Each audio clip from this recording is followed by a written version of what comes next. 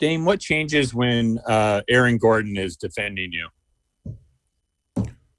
Just a bigger defender. Taller guy, more athletic. That's it, just a bigger body. But I'm used to that. Usually, throughout the regular season, whoever their defensive wing or taller wing is, that's who guards me. Just like the Phoenix game, Mikal Bridges guarded me.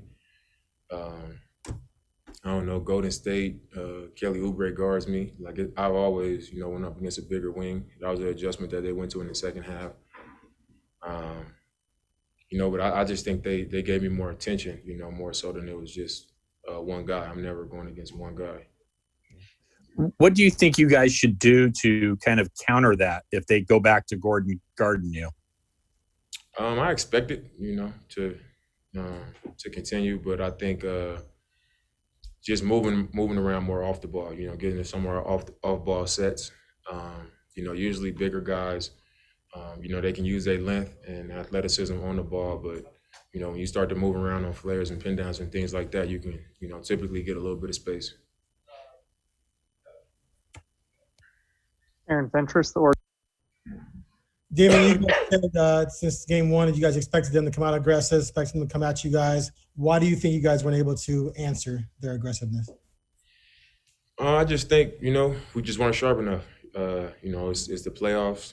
Every game is going to be different, and I said it after the first game. It's going to be much harder to win the second game, to start a playoff series. And, they were going to adjust. They were going to come out and play with more energy, be more physical, and, just try to bring a little bit more fight to us.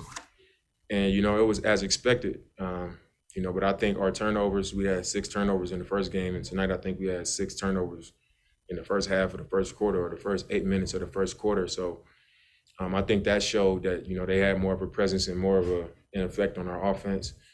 And they just brought energy to the game with that, with the physicality and the deflections and things like that, which once again was expected.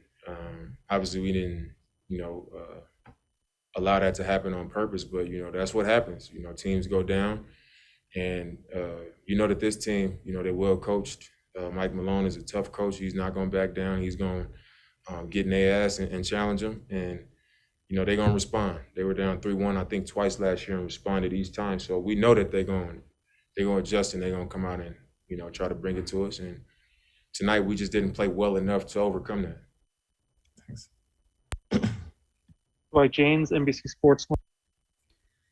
James, speaking of that, what's it like in a quarter like the second quarter where you go on that incredible run and you're knocking down shots from everywhere, yet you guys are not getting any stops, and yet in the quarter they outscored you guys in the quarter, and it just, as well as you were on offense, it didn't seem like that should have happened in that quarter. Yeah, it was I had a great run, but like you said, they outscored us that quarter. We didn't get stops, and I think it's just a perfect example of, you can fill it up, but when you trade baskets with a good team like them, especially on the road with their backs against the wall, you're probably not going to win that. So even though we, had to go on offensively, we didn't get enough stops, so they were scoring the ball too, and then, we closed in. We cut it to 4, 61-65, and they end the half on an 8-0 run. And we coming out in the third quarter down 12. That's tough when you just fought yourself back into the game, and now you got to come out and battle back again. So, I thought we competed. We played hard. We just didn't play well enough for long enough periods of time. Each time we got back into it, we weren't defending and sharp enough on that end of the floor, so they kept pulling away, and we just kept digging the hole on the defensive end, and that's the way the game went. So, like I said, every game is different in the playoff series. This game was different than the first, and you can bet that the next game is going to be different than this one. George Stoya, Denver Gazette. Yeah, hey, Damian. You guys talked a lot about on Saturday limiting Jokic from getting others involved. How do you feel like you guys defended him tonight, and how much did it hurt Nurk getting in some foul trouble? Well, with a great player like him, you just got to slow him down. He's going to find a way to be effective. I think he had, 40 points or 38 points.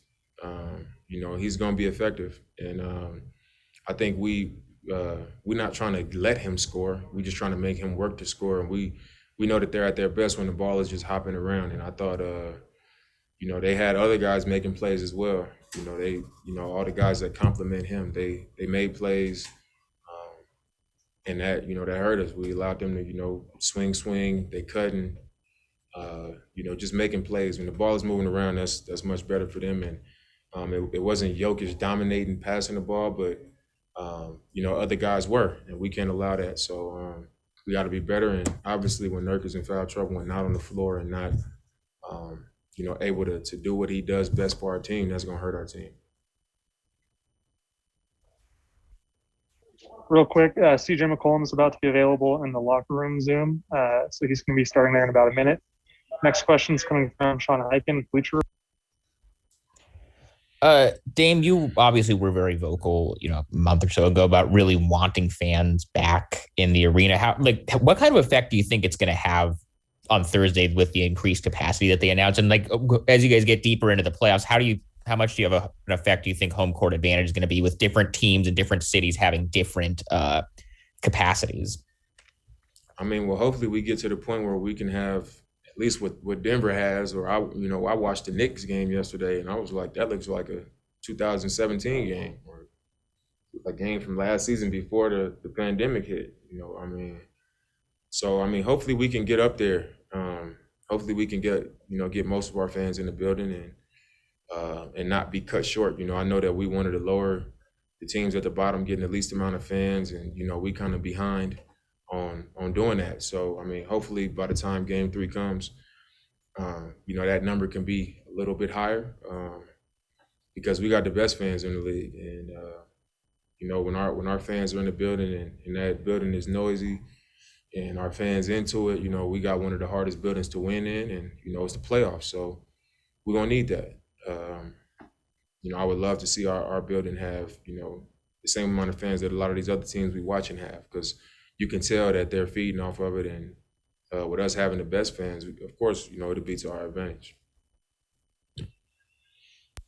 Last question is coming from AJ McCord with. Dame, you mentioned the Nuggets experience in the bubble last year and how they came back from the 2 series, but you guys have a lot of veteran leadership on this team too. What is the message to bounce back from this one in a 7-game series and remember that after a loss like tonight? Well, like you said, we experienced. We've been up, we've been down, we played well, we played bad. We've done it all in the playoffs, and we got a lot of guys with that type of experience. So never too high and never too low. After the first game, we was like, good win. We did our job. We got one on the road. Let's get greedy and come get another one. We know it's gonna be tough, but we want to get this second one. And we came up short, but that the playoff series is one game at a time, and it's gonna change each game. And we got the first one, they got the second one.